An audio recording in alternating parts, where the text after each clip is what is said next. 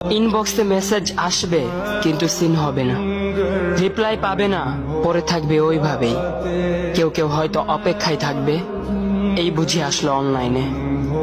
আবার কেউ কেউ হয়তো টেরও পাবে না, কেউ একজন নেই, কেউ একজন হারিয়ে গেছে।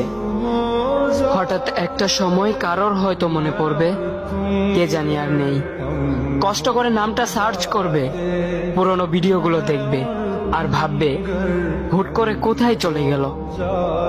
আবার কেউ কেউ হয়তো একদিন দুই দিন না পেয়ে ফ্রেন্ড লিস্ট থেকে আনফ্রেন্ড করে দেবে। যখন আমি থাকবো না তখন আমার স্মৃতি কারোর মনে পড়বে, হয়তো পড়বে, আবার হয়তো পড়বে না। তবে হারাতে হবে, হারাতে হয়, হারিয়ে যাওয়াই নিয়ম।